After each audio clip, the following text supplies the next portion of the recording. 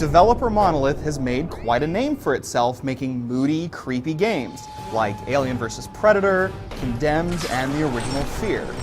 Fear, which stands for First Encounter Assault Recon, was a fantastic and scary first-person shooter, and the sequel, Fear 2 Project Origin, revisits the same territory. But it doesn't come close to capturing the same freaky magic.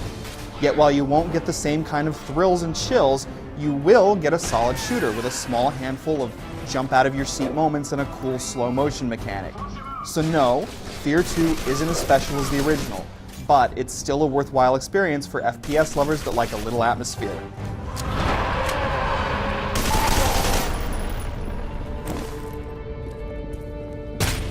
But first off, a spoiler alert.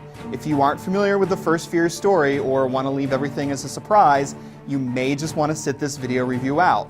But for the rest of you, Fear 2 continues the story of the first game and starts just prior to the huge explosion that devastates the city.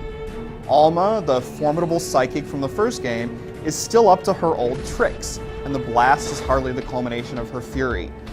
This time around, you play as Beckett, a member of Delta Force who's chasing after Genevieve Aristide, Armacham Technologies' president. Where's the rest of the team? We don't have much time. You and your squad are the only hope of stopping Alma. As is the way of these things, you'll get more than you bargained for, and after a bit of, shall we say, reconstructive surgery, Alma will be playing around with your mind. Crash cart.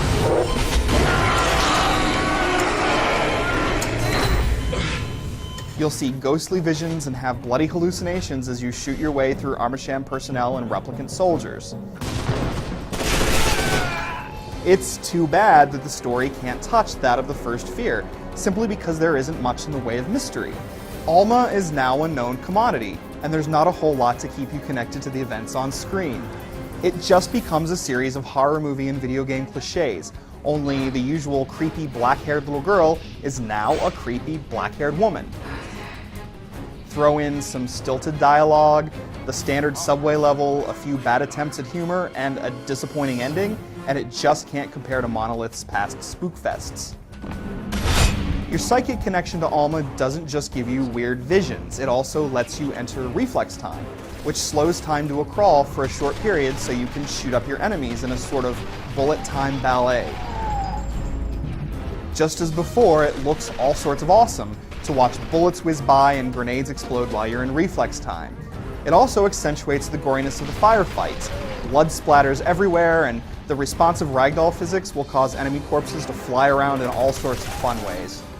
There are a good number of weapons that give you some creative freedom in how to shed blood, but they're all pretty standard, though the hammerhead is pretty cool because it shoots neon bolts into enemies and pins them to the wall behind. Still, this can make for some awesome action sequences, and most of them are scripted really well. You will shoot your way through a variety of enclosed spaces just as in the first Fear, like an abandoned elementary school that's the highlight of the game. There's a lot more variety in the environments and enemies than before, however.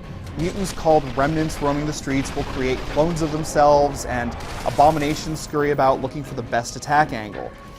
The outdoor levels are a little disappointing though, because they suffer from that age-old level design trick where all the rubble fell in such a way that keeps you on a very narrow path to your destination. Some other variety comes by way of a few mediocre turret bits and some terrific mech sequences where you can pilot a robot and unleash major destruction on your enemies and make debris fall everywhere.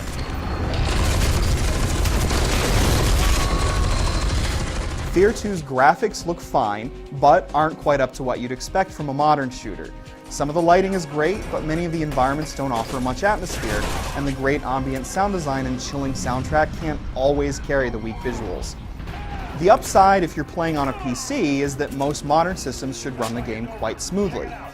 That smoothness certainly comes in handy in multiplayer, where a few familiar game types may offer some brief amusement. There you can also level up and earn new loadout options if you play ranked games. But aside from the Armored Front mode, where team members can pilot one of the giant EPA bots, there's nothing interesting at all here. The maps and mechanics aren't that good, and you don't even get the slow motion variants of the modes like the original Fear offered. So, in Fear 2, you have a horror-themed sequel that, like many horror-themed movie sequels, doesn't live up to the standard set by the original.